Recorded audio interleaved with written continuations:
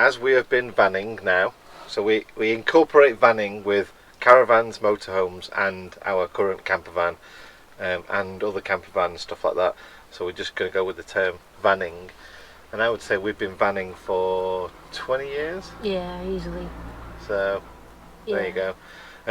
And throughout that, I've maintained the vans, and we've had issues like taps exploding, gushing water out the van. That was fun. Electrics, tow bar electrics causing a fire in the back of the vehicle. We really have been through the mill of probably all stuff that can go wrong. Most of the bad things. Most of the bad, yeah. and all the great things as well. So it's not all bad things. So these are our top tips, if you like, from that experience.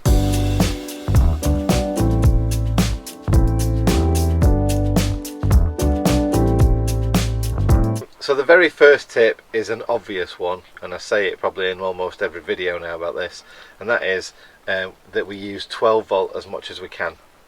And that goes for whether it's a shaver or water pump, certainly lights, chargers for mobile phones, laptop chargers, just absolutely everything. So I mean, like tablets we charge, phones. Get some USB power banks as well. So for example, I've got a power bank, the big round one that can actually, it's got a 240 volt socket in the top, so I can actually power my projector.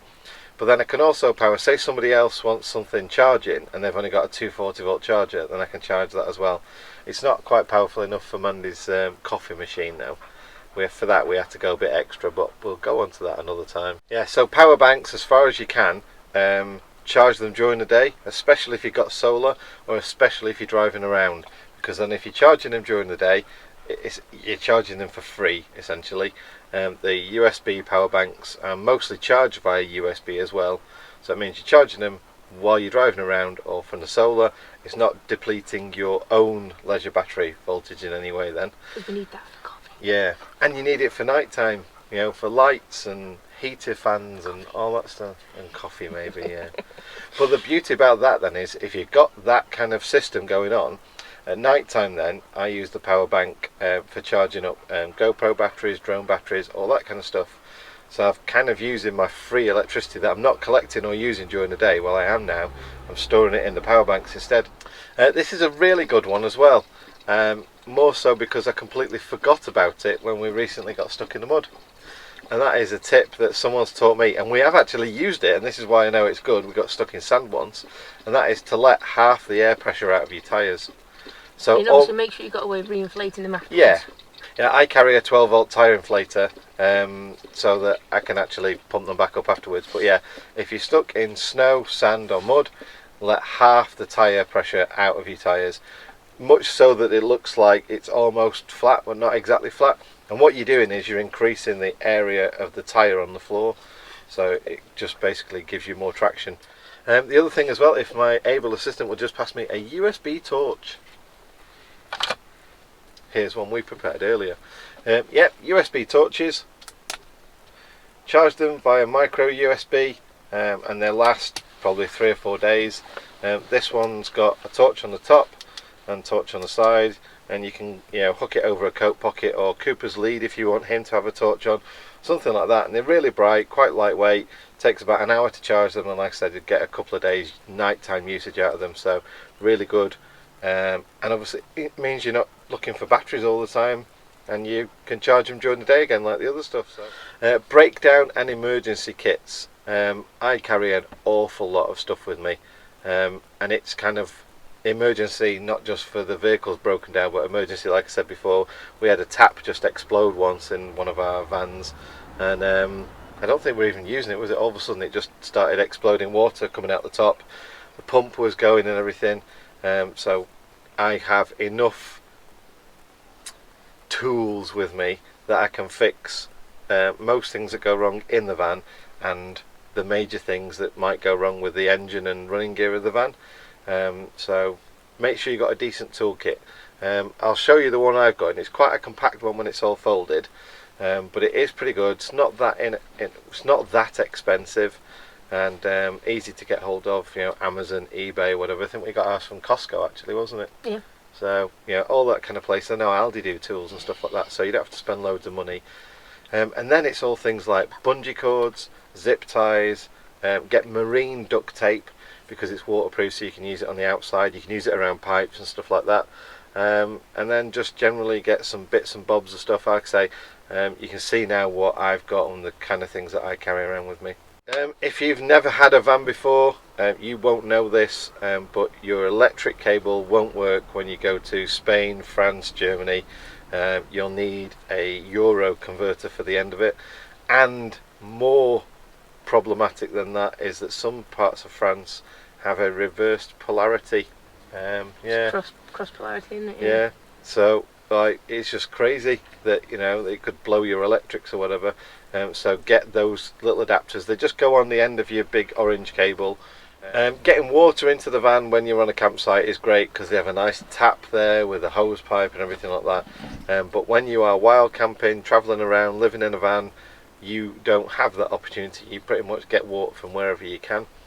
So that way we've got a 15 litre collapsible water container, and on the end of that is I've got some, like I think it's about a foot long garden hose, because the water container's got a tap, the hose fits over the tap, and then the hose can then go in the water filler side of the van and allow us to fill up. And I think it's a 70 litre, so I think there's like 4 goes of that and we're full or thereabouts anyway. Another one is fire pits. We struggled a lot of times with campsites, so you can't have a fire, and then obviously go wild camping, you try and get some rocks to make sure that you're not having a fire on you know, the ground in any way, shape or form, especially if it's grass and stuff like that.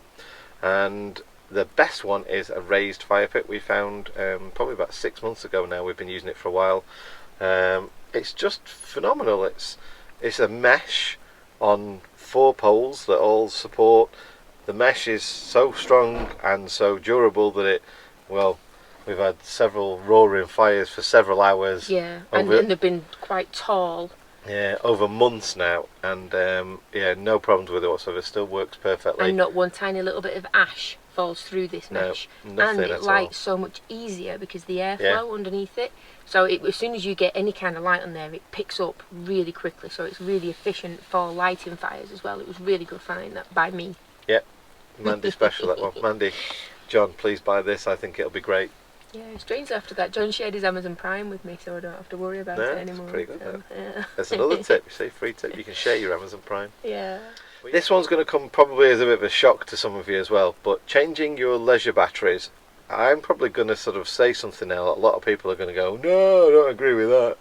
And that's, I think you should change your leisure batteries every 3 or 4 years, especially if you are permanent van life kind of people, while camping all the time. You never go to a site, you never plug in, so your batteries are being you know, discharged and charged a lot. There are a number of cycles that these batteries are designed to cope with of a charge cycle, discharge charge. Sometimes it can be as low as in the hundreds. If you're lucky, it'll be in the thousands. But if you think that every day you could be taking half a charge out of your battery, replenishing that charge when you drive off or your solar, then you're probably only looking at maybe 2 years before you've put, you know, 400 or 500 charge cycles through that battery, and then it's going to start diminishing its charge capacity then. So from that point on, your battery isn't going to basically last as long. Not as many volts can be stored in it, not as many amps can be stored in it. And I hate to say this, but they are relatively inexpensive. They're about, for a 130 amp battery, they're about £100 if you really look on eBay, and you know, they're really good places to get bargains from and stuff like that. And I don't mean bargain as in cheap, I just mean a bargain. So the last few batteries I've put in our vehicles, they've been eBay specials. I don't think I've ever paid more than £100 for a 130 amp hour battery. And they've all been absolutely brilliant, and we proper hammer them, especially with the new inverter with Mrs. Coffee machine. Oh, this is a good one. We found out this tip through trial and error, and mainly because of motorhomes, caravans being installed with Truma boiler systems, and that is a combined hot water and blow air heating kind of system, whereby the hot water is held under pressure. So you tap up your water tank, your cold water, fresh water tank in the van, and then you turn your water pump on, and the water is then taken from your fresh tank to fill up the hot water tank, and that's put under pressure. Then what happens is you turn your hot water tap on after it's finished building up that pressure, and it spurts out and you get absolutely drenched. The water goes everywhere. So our little top tip for that is just have a little towel over your tap when you do it. Basically you have to let it build up that pressure. There's no way around it. If you don't, then it'll take twice as long to do it. You'll still have the problem. So let it build up the pressure. As soon as the pump stops, so the hot water tank is full, like I say, bit of a towel over the tap, open the tap up, and you'll see it spurt water everywhere, but hopefully you won't get drowned. And that's all the taps, so if you've got more than one sink in your van, you have to do all the taps. Another thing about the Truma boiler as well is there's a little orange flap normally, which is a drain for the tank. If you're not going to use your caravan, motorhome, campervan or whatever for a week or more, especially if it's in the summer, drain all your water, otherwise you'll get contaminants in your water, and the next time you turn it all on, nasty things will be in your water. It doesn't take long for water to go off when it's in a container in heat. Going on to draining chemicals and all that kind of stuff, is the toilet system we've got is the cassette toilet, and it uses chemicals. We have a very nice chemical, it's called 1Chem, so it's safe for... It's formaldehyde free, so you can use it in septic tanks and things, and we had to get that. Well, when we found out that there was formaldehyde in it, we got rid of the one we had anyway, because that's just ridiculous. But in France, because nearly every place that you empty a toilet will be going into a septic tank. Well, they call it a foss, just so that you're aware of it. And anything with formaldehyde in kills off the ecosystem that's in there, that's supposed to be help with the bacteria and stuff, to break everything down, and it can literally ruin a whole village's sewerage system by doing it. So just for one person dumping the toilet in. So just check formaldehyde free.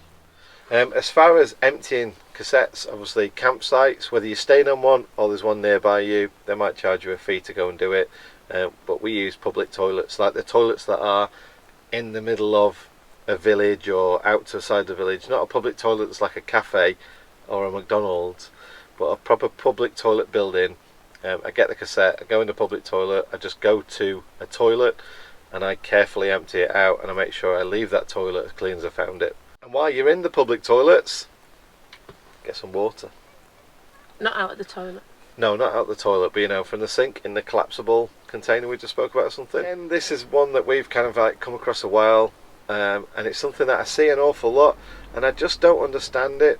And it's van security. These vans get stolen all the time, and I just don't understand why people don't spend the money on securing them. So, for example, they come out of the factory with an immobiliser and a key and door locks, central locking. They're crap. They are all absolutely worthless. You go on to YouTube and say, how quick can a Fiat Ducato be broken into and driven off? And there'll be tons of videos on there that say, within a minute, within 90 seconds, somebody can get in, bosh, key.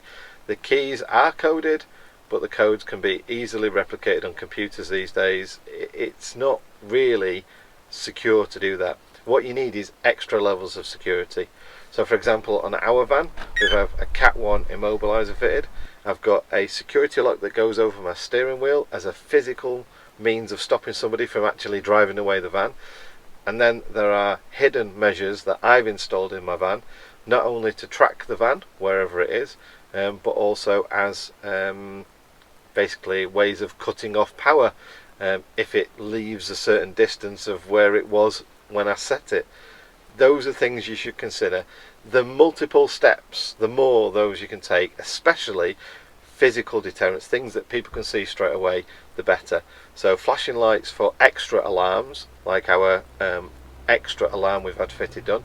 The big orange steering lock says it as well. And then, like say, the rest of it is peace of mind, so that you can track the vehicle, you can set parameters on that vehicle, whether it moves, what happens next, all those kind of things. You need to do that. I mean, like, I know not every van is 50 grand kind of value, but every van's got a value right there, and you've put your heart and soul into it and your good money into it. So and some people's houses. Yeah, especially if it's your home, to protect it. And I'm not talking loads of money here. The most expensive one was the Cat 1 alarm, which was £300 thereabouts. Because the main thing you can do is if someone does get in the van and they try and steal it, if you can prolong them from, you know, spending 60 seconds, 90 seconds, 2 minutes, 3 minutes, if you can stall them for that long to steal in your van, they'll go, because it's not easy then. Speaking of security, just the amount of stuff I've seen on YouTube, people get the vans broken into and that. Don't leave things on display in your van. Use your blinds. If people walk past a van and all the blinds are up, they can't see anything that's inside it. They've then got to think, is there somebody in there? So if I try and break that window, is someone going to come in and smash my face in? Or is there a dog in there or something like that? So first of all, yeah, window blinds, that's why we have this, and we can drop that. Don't leave anything on display in the cab. Remove it, just put it all out of the way. And same, you know, close all windows, blinds, everything like that. Be as secure as you can. One of the things we do at night is put all the central locking locks on, same as we do if we parked up in a kind of city kind of place. If we sat in the van, we'll still lock because the back doors are open. You know, you've got to think about that. If you're sat here, the back doors is like 5 meters away from me. Someone could easily just go in there quick and just pinch something out the back. Next one, securing all your luggage and little bits you carry around. For that we use bungee cords, luggage straps, carabiners as well. Yeah, I've put some tie downs around. It was quite a weird conversation. That was actually when I was looking to sell our last van. The guy said, do you go mountain climbing? I said, no, why? And he says, and he points around the van like that, and it was all the nets we had around, like the storage nets. They had loads of carabiners on, and that was so that we could go in the van, you know, your shopping bag, your backpack, Cooper's backpack, handbag, and just hook it on the carabiners. Put loads of hooks everywhere on the carabiners. I've got loads of hooks around the back of the van. Also, you can put carabiners over the bungee cords that I tie everything down with. This one is something again that we found over quite a few years now, and that is if your appliances are three-way appliances, so they can work on 12 volts, gas, or mains electric, and say it's winter or say it's summer. So either in winter you want to get your heating as hot as possible, or in summer you want to get your fridge as cool as possible. Put them on gas to get them to temperature first. Gas is the most efficient way that we found of getting the fridge coldest fastest. Ice cold fastest. And gas for the boiler for the hot water and blow air heating system. Put it on gas, you're going to get heat within a couple of minutes. You can go on a campsite, you can plug into 13 amp electricity, and you'll still get a mediocre fridge and tepid kind of water. But it's great at keeping it at that temperature. So if you use your gas, blast it up or down, whether it's heat or cold, and then switch over to electric. Yeah, if you're on gas if you're on a campsite after that, switch back over to electric and do that. Or similarly, if you're out for a drive for the day, switch your fridge over to the battery if you can. So if you are new to all this, just some little bits that'll save you money on gas, because LPG or the bottled gas, not only is it a pain sometimes to find somewhere to get it, but it's quite expensive, so you want to save every bit you can. And on that note, we found with this van, because we've got an underslung LPG tank, so much cheaper. It costs like £9 to fill up the tank, and then we can get a couple of weeks out of that. We can on the fridge, but the hot water and heater, that does take up a bit more. Yeah, that eats it. So, but even so, I mean, £9 a time instead of £25 to renew a bottle. And trying to find somewhere that does your bottle. The same type of bottle, because we've had it where we've gone in and gone, can we swap this out? Oh no, we're not allowed to swap them ones. Yeah. So we've been driving around. We're a stockist of Colour, not a stockist of whatever the other ones are. Yeah, so it's that's definitely been a good upgrade, and if we were doing it again and doing something ourselves, we'd choose an underslung tank. This is a summerish, winterish issue, or just generally on a rainy day, and it's condensation that catches on the windows in the front of the van. I just use a window squeegee, a really small one that I've kind of like carved the edges a little bit, so that when we get condensation on the inside of the windows, I have some microfiber cloths I place at the bottom of the windows and just squeegee along just to get rid of the condensation. 2 reasons why I do that. It means you can drive off faster, you're not sitting there with your engine running trying to get rid of the condensation, which is a waste of money. But the second reason is it cleans your windows at the same time on the inside. So, yeah, I like a clean window, especially when you're filming out the window all the time. I like a clean window. And the same squeegee and the same towels I also use with a bottle of water for the outside the windows too. Like at the moment it's quite buggy. You've seen it when we've been to France and the bugs that we collect going through summer. Oh, it's awful. Ugh. But yeah, same thing. You know, just like use the cloths, soak them, clean your window, and then use a squeegee to clean it up as quick as you can. So multiple uses again. Yeah. So just a little tip for you: if you need to get on the roof of your van, I think ours, because we had hit some trees or a bush trying to get out of the way of a truck, and it felt like we dislodged the awning, and I was worried the awning was going to fall off.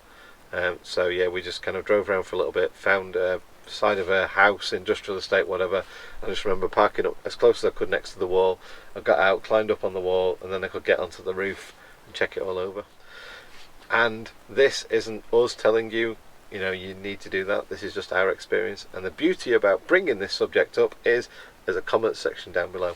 If you've got anything that you want to share, any hints, tips, any things that you found make vanning easier, share it in the comment section down below for us all. Because as we said before, we've maybe been doing this for 20 years, but some of our best hints we found out in the last 2. Yeah. You know, we've been doing things like the LED stuff and doing power. That's kind of been figured out for a while, but the more you do it, the more you find out. Yeah. So anyone that's been doing it differently, tell us what you're doing, because we like to learn stuff, and everybody else can read it and figure stuff out as well. That's what the community is all about, is for us to kind of share that, make everyone's life easier and more cost effective as well. Yeah. That's where we are right now. So you have to excuse me if I've been looking over your heads at all, but it's a very very captivating. It's a very nice view, and that's why we love vanning, because it is brilliant. The and places where you can go. As well. Yeah, we've closed that because the sun's coming through. But if you can see, though, we've got some beautiful rocks behind us. Going to go for a climb up them. Yeah. So thanks for watching. You guys take care. Happy travels. And we'll catch you on the next one. See you. Bye. Bye.